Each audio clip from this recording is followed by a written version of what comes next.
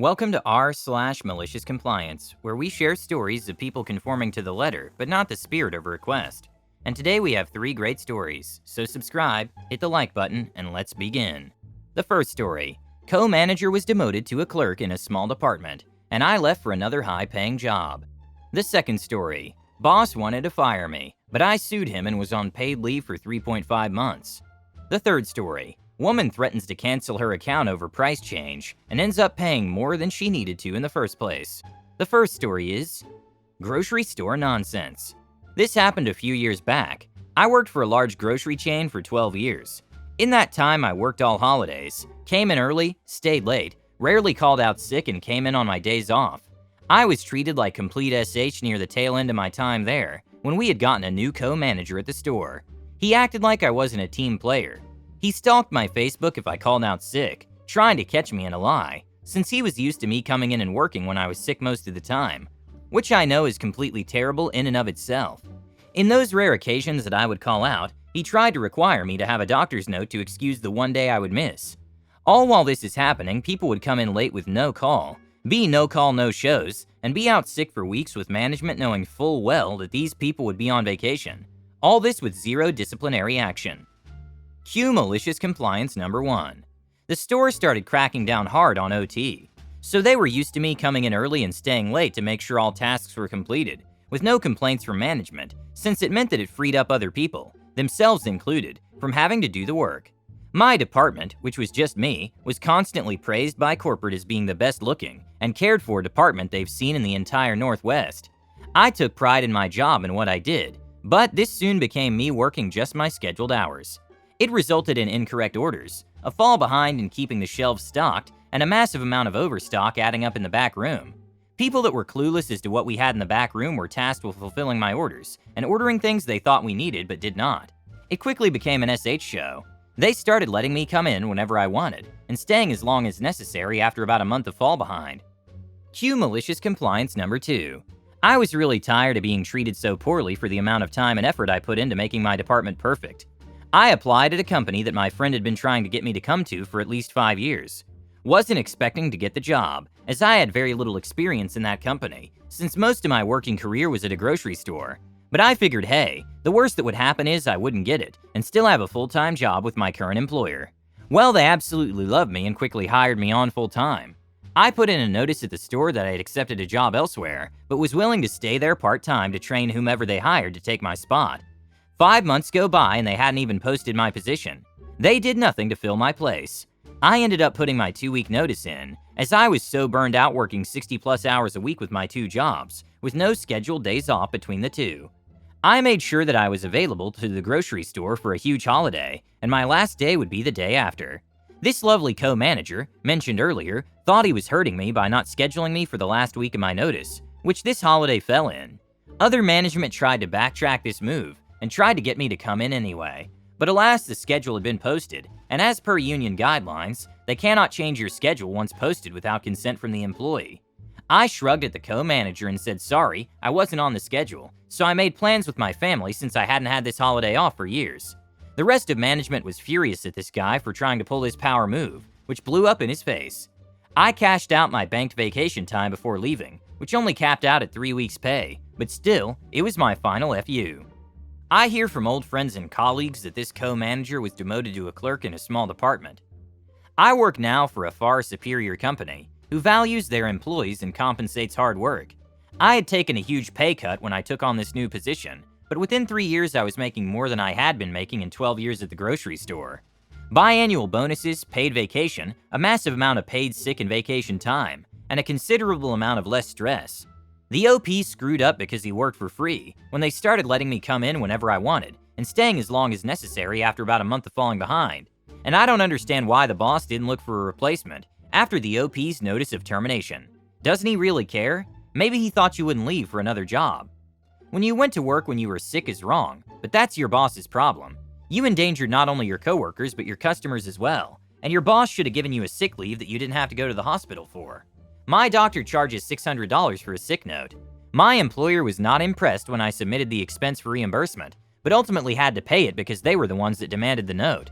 And since you're requiring the note, that is mandatory paid time off by the company. I'm glad you got a new job where you're valued as an employee, and I'm also glad that justice prevailed and there was a demotion of your former co-supervisor. The next story is, months of paid vacation? I'll take it. This happened in Germany, so the laws are different to other countries, especially to the USA.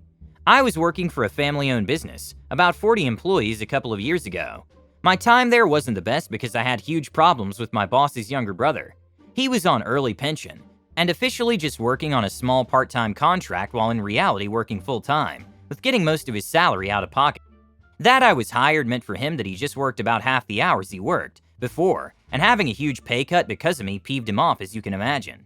He talked bad about me behind my back all the time and tried to get me fired. Dealing with him was a pain in the A, but I didn't have to deal with him too often. My coworkers were nice and the pay was good, so I didn't care about finding another job despite my relationship with my boss, and his wife got worse over time too. My boss even came with me to 2 deliveries to customers, because his brother probably told him I would waste time during the deliveries. At one day I had to do a delivery with my boss's wife's car, because the company car I normally use was at the inspection at that day, and the timing couldn't have been worse. I scratched the fender of her car on a wall when I tried to get out of the parking spot. The scratches were barely noticeable, but I immediately reported it to one of my coworkers, so no one can say that I tried to put it under the rug. I did the delivery, and when I came back, my boss's wife already waited for me.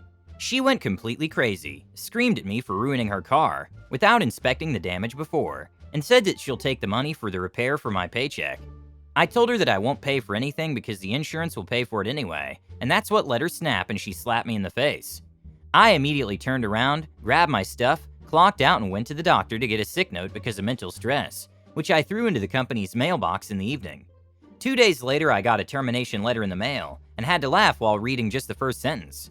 We are terminating your work contract immediately, or if this isn't applicable, within the legal 30 days. To people who aren't familiar with German worker laws, it's illegal to terminate a contract immediately and within the legal period of time in the same termination letter. You can do one or another, but not both at the same time. So I went to the government office to apply for unemployment and hired a lawyer to sue my boss for illegal termination. Over 2.5 months went by until I got a court date, and my boss was really peeved when the judge explained to him that the termination was illegal and that he had to pay me for the last 2.5 months. But the illegal termination wasn't the only mistake he made. The judge gave me 2 options. I can accept an immediate termination on that day and leave without compensation, or I can have a 2-month salary compensation, but I have to work another month for the company. My boss laughed and said that I'm too scared to go back to work, and that it makes him happy that I leave the court unemployed. He didn't look that happy anymore when I asked him, why should I be scared? Do you want to beat me like your wife did? So I took option B and went to work the next morning.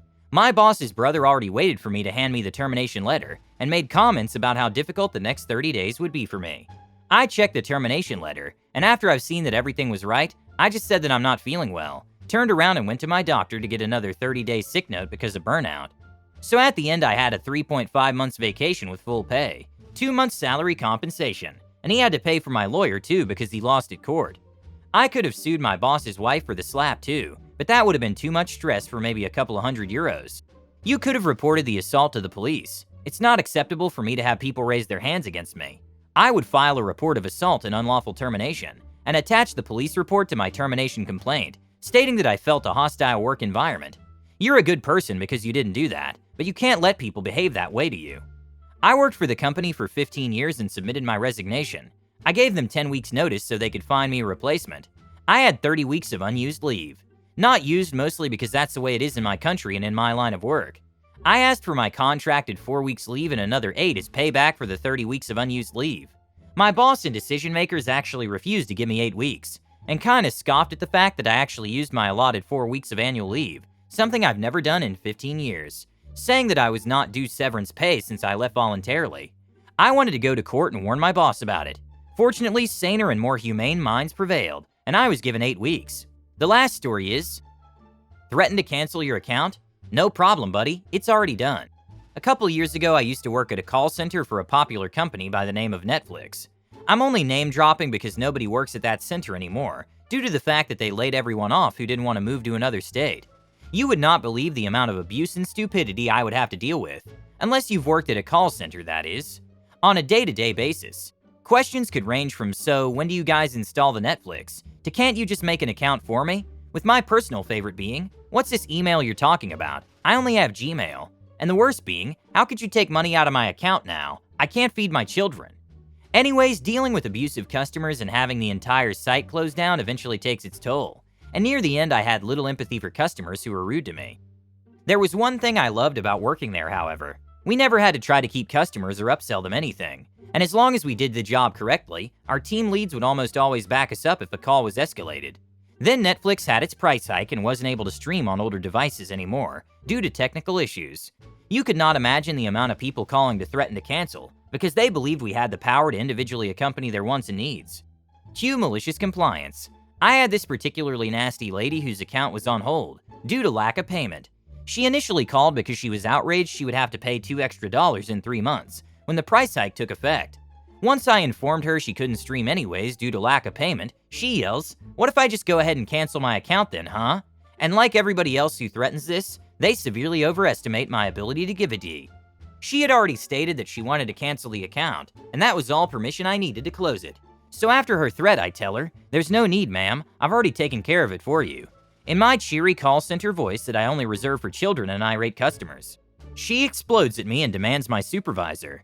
Now, like most call centers, all our calls are recorded, and our supervisors can go back and listen to any call. Since she had stated she had wanted to cancel, albeit maybe a little sarcastically, I was in the clear. We also had the added benefit of being able to log all devices of an account as a safety measure. If someone was being particularly rude or nasty, I might have accidentally hit that button.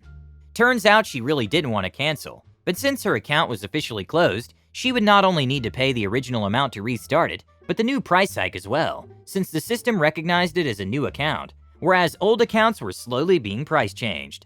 I was once a teller in a bank. We had a Coinstar-like banking machine for customers to use. They would get a receipt and we would cash it, deposit whatever they wanted, but they had to sign and date the receipt for accounting purposes. I had a male customer who didn't want to sign the receipt. I don't know for what reason, so I told him I couldn't cash it unless he signed it. His response was, "If this is your policy, I don't understand why I keep money at your bank. I should probably close my account." I agreed with his decision and started closing his account. He got angry and yelling because he didn't think I would agree. He called my boss and she confirmed everything I had already said. His last phrase was, "I want everyone to know that it was his fault I was leaving." I assured him that I would let everyone know, and I hoped he had a good time the rest of the day. The whole office laughed after I told. I hope you love these stories. Don't forget to subscribe if you want to know when the new video comes out.